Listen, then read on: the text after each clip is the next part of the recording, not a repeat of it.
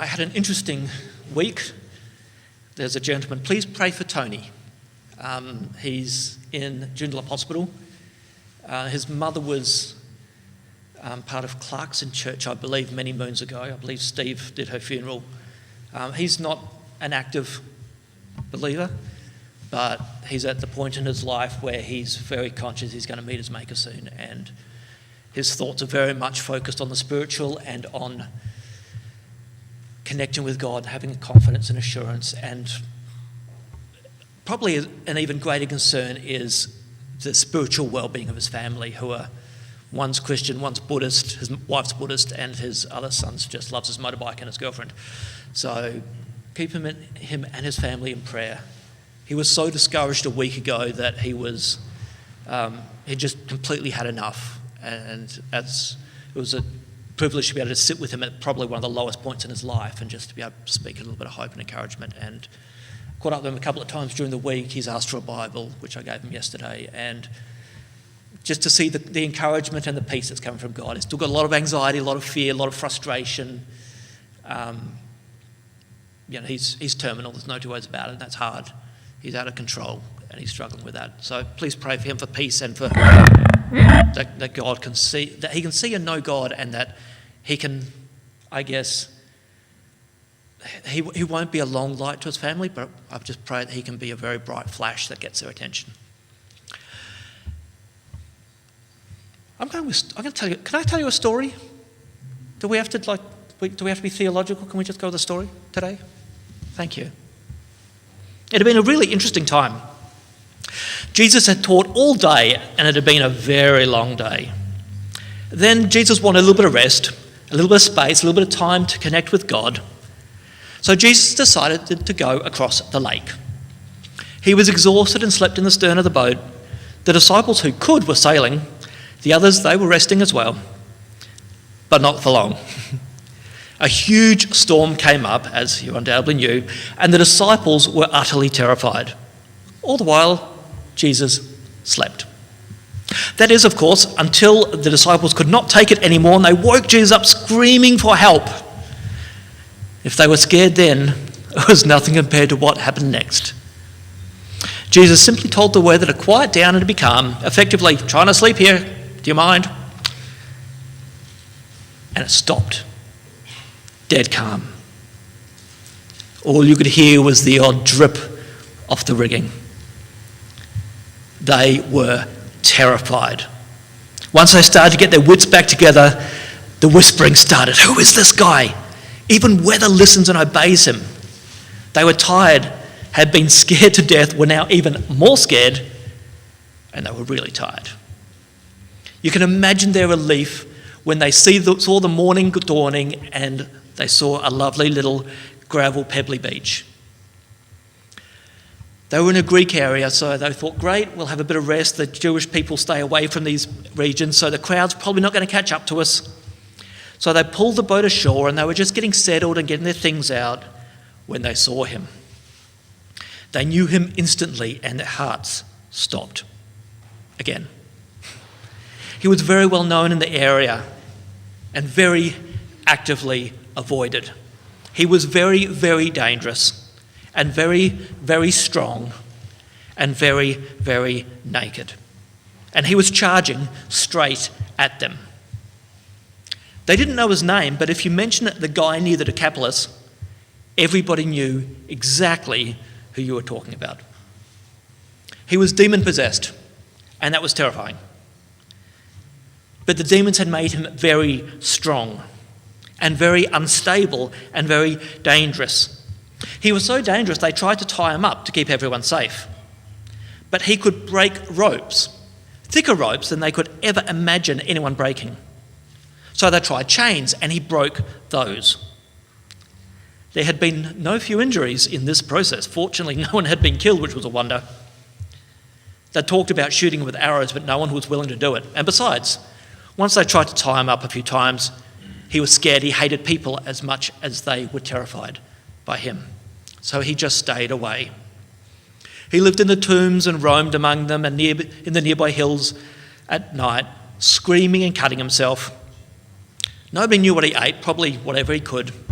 And he was naked with hair and beard long and matted. He looked like a wild animal, a monster, a demon.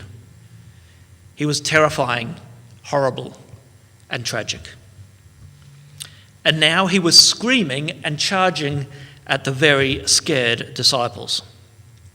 Well, they thought he was charging at them, and they turned and they fled and they ran back to the boat and they were trying to push it in and jump in all at the same time, tripping over themselves, getting in each other's way. Then they realized the screaming was intelligible.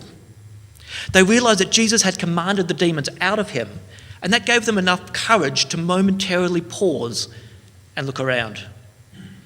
The man was kneeling in front of Jesus, yelling at the top of his lungs, "What do you want with me, Jesus, Son of the Most High God? In Jesus' name, do not torture me."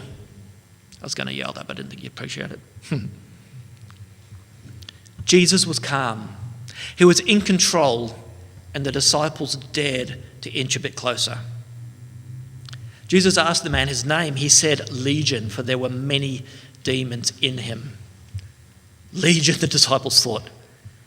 That's 6,000 Roman soldiers with cavalry support. I hope there aren't that many in him. No wonder he is so strong.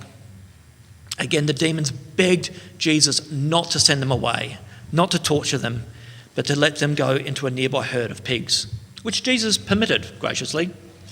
And the unclean spirits left the man and immediately went into the pigs that charged straight over a steep bank, straight over the edge like lemmings, into the lake, and were drowned.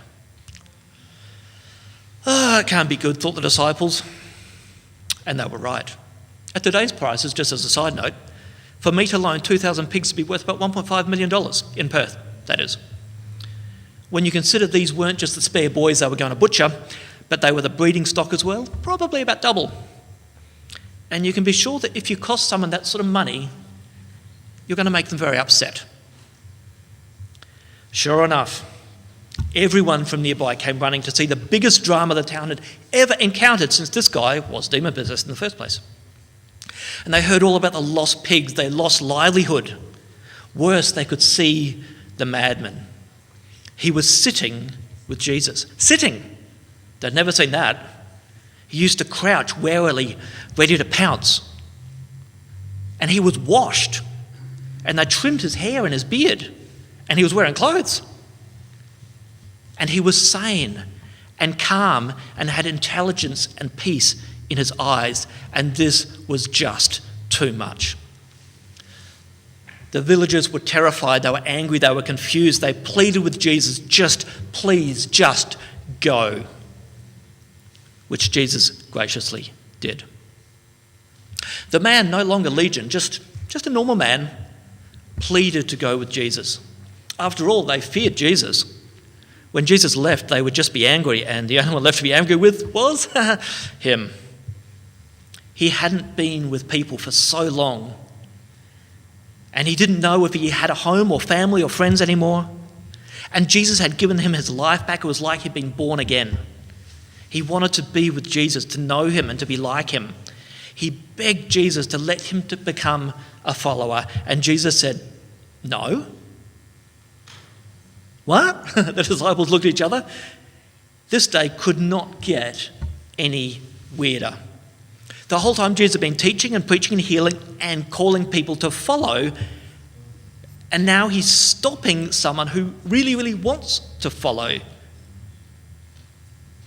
This made no sense. But Jesus was adamant. Go home to your own people and tell them how much the Lord has done for you and how he has had mercy on you. Sailing back across the lakes, all the disciples could think about was rest. This was just too much excitement, too much danger, too much fear. They just wanted to rest for a bit.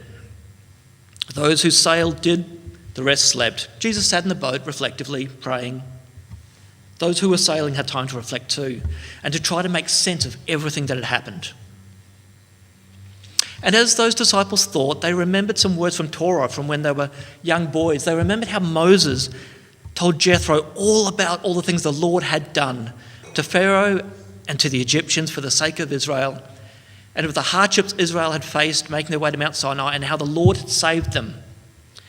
They remembered the delight that Torah recorded of Jethro and hearing what the Lord had done, of his praise of God's goodness, and how he must have had his faith strengthened and his passion for God increase.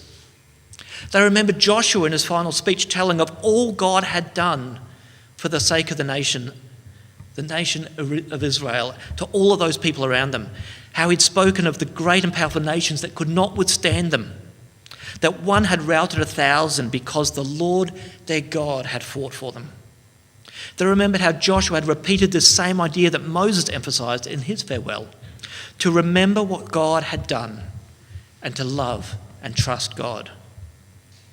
But they remembered the words soon after Joshua's admonition, that Israel was faithful as long as Joshua and the elders that had experienced what God had done were alive. Experience mattered.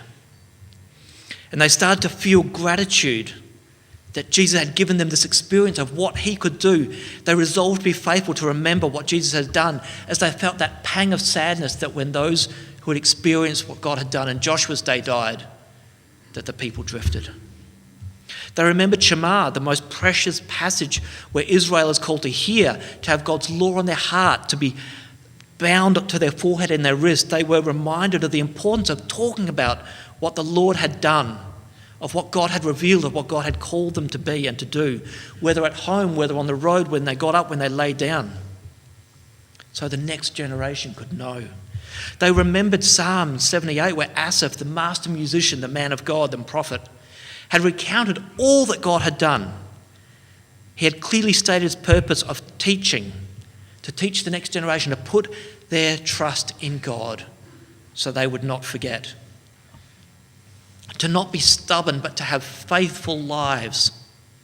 How sad Asaph would have been if he knew what had happened, but how excited he would have been to hear of Jesus. They remembered the words that they'd been told about Elizabeth by Mary, and of Mary herself, women of their own generation who were so fast to declare what God had done for them, his favour and blessing for them. They remembered how inspired they had been as they listened to Mary recount the story of Jesus' announcement by the angel, and of how God had cared for her and Joseph, of her courage. But when she sang her song, the song she wrote as a teenage girl pregnant out of wedlock in a nation that executes adulterers, that song of praise for God, it had brought tears to their eyes. They tried to remember how it went. It was, my soul glorifies the Lord, and my spirit rejoices in God my Saviour, for he has been mindful of the humble state of his servant. From now on all generations will call me blessed, for the Mighty One has done great things for me. Holy is his name. God had made it so clear time and again of the importance of experience and of telling what God had done. And now Jesus had told this man, go home to your own people and tell them how much the Lord has done for you and how he has had mercy on you. What impact would this guy have, the disciples wondered, going to his own home, to his own people, and telling of God's mercy, of what God had done for him? It made them excited to think what might happen, the impact this man's story might have. And for the first time, a new idea started to dawn in their hearts. They'd grown up with the idea that God was purely what they needed for their nation. So they didn't have to do much or anything really, because they were a nation under God. And God was for them and Jesus was for them, but perhaps they realised there was a bit more to it. Perhaps this wasn't the whole picture. They grew up knowing about what had happened in the past, and they had some understanding of Torah, but they knew it was vital and they needed more. But perhaps Torah was more than just teaching and history. And they began to realise the story was still being written, that they were part of this story, this remarkable story of God's interaction with humanity. It was still being written and they were part of the story. It didn't matter what had happened, or it didn't just matter rather, but what was happening. They were living history in the making. They would be the ones with the experience of what God had done. They would be the ones who would have to tell so others and the next generation could know the love of God. So future generations could walk with God. So future generations could be faithful. They realised the value of knowing who God was. That what was happening was enable them to know how to walk with God all the more and to help them bring God into every part of their future. But they realised all the more that, like the demoniac, they too had to go and tell what God had done. Jesus called them to follow, but Jesus was going, and so they went too. To follow was to go. That's why they were in a storm in the first place. That's why they saw Jesus heal a demoniac. That was why they were learning to do what Jesus did and to become like Jesus. To follow was to go. To follow was to tell. To go was to tell, and to follow. It was all part of the same thing because that was who Jesus was. And it was just starting to dawn on them. It took them a lot longer to fully understand, of course. In the meantime, those from Decapolis, when they heard the story of the former demoniac, they were amazed at what God had done for this man. When Jesus was next in the area, he got a very different reception. Those disciples, they expected they hadn't seen the last of this man. Jesus called those to follow when they needed it.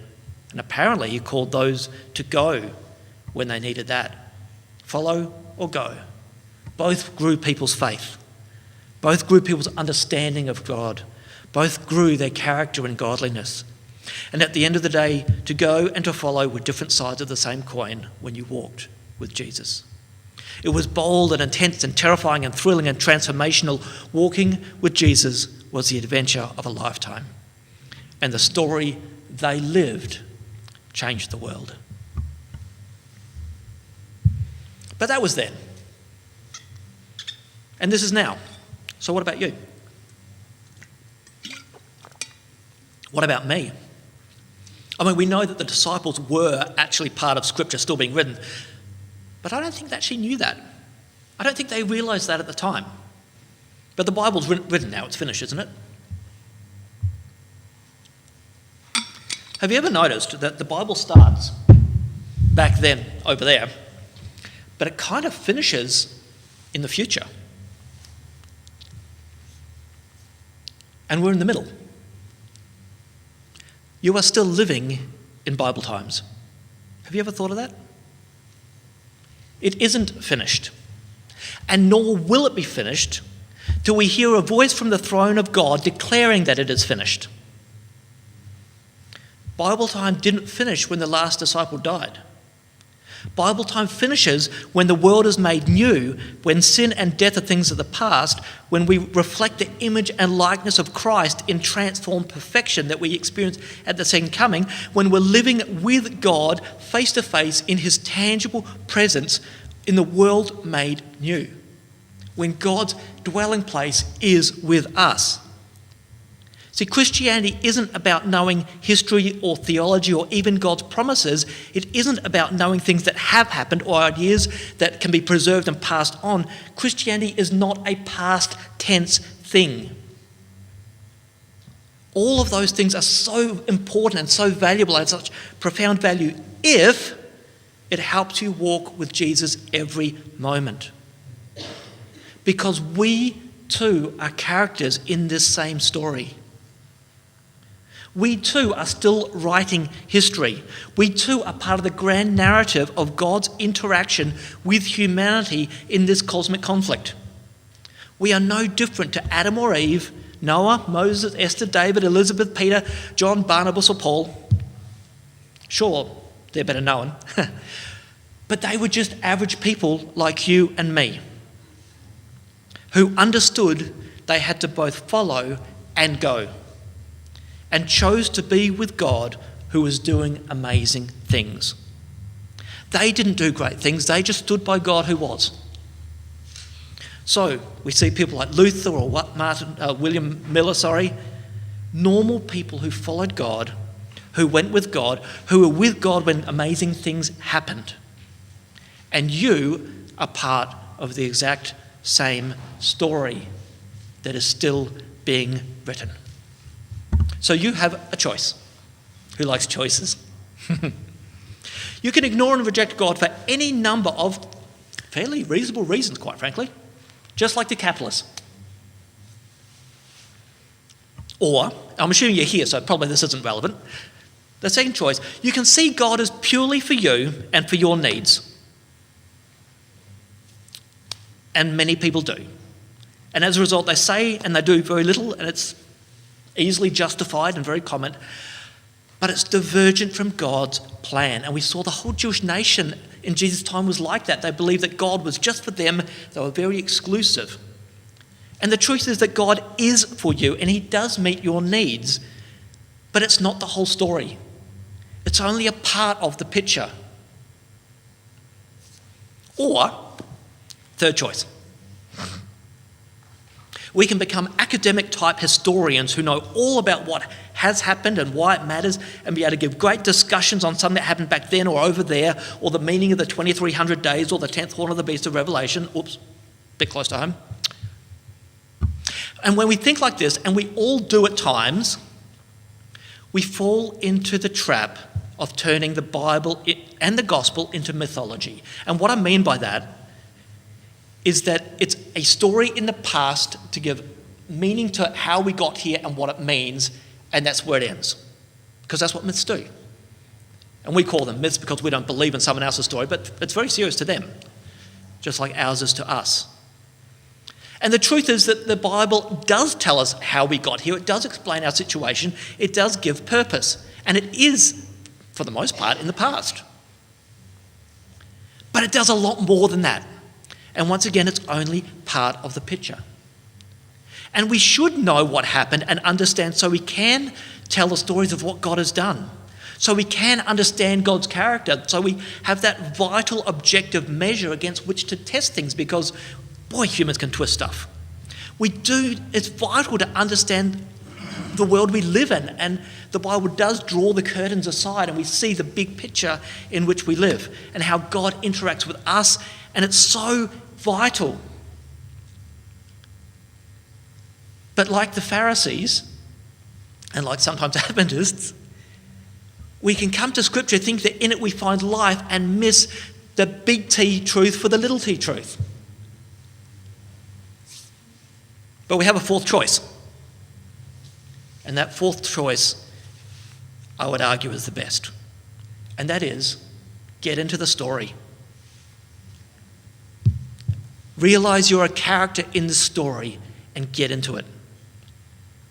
Because it isn't just a story of back then. It isn't just a story that's going to end over there. You are a character in God's story. It isn't so much about what did happen, but what is happening, because that is where your experience of God is. That's where the most compelling thing you have to tell is the fact that God is present and makes a difference today. So you can be an expert in theology, or you can be an expert in practice, or both. You can be a participant in the redemption of humanity. It's an experience of life with God and of God's faithfulness in relationship experience, in history making, God with us here and now. You can be a follower who goes with God because God's already going. Or you can go with God because to go is to follow. They're the same thing. Following and going is part and parcel, because we have an active God who's out making a difference in this world. We do not have a God who is confined to the church. We're in the New Testament, remember? Buildings are nothing. The dwelling place of God is within you. And what matters is that as God goes and makes a difference in the world, that you are going with him, and that as you go into the world, you are taking God inside you. And when God and reality intersect, beautiful things happen. You can be one of those people that have a remarkable story of what God has and is doing, that you can share to strengthen and encourage and build up those around you. You have the ability to have a story of incredible beauty that you can help speak to others to show the goodness of God so that they can maybe put their trust in God as well. That is God's plan for you. So all this is simply to say, this is your commission. You can find it in Mark chapter 5, verse 19. Walking with God in conscious thought and relationship, go home to your own people and tell them how much the Lord has done for you and how he has had mercy on you.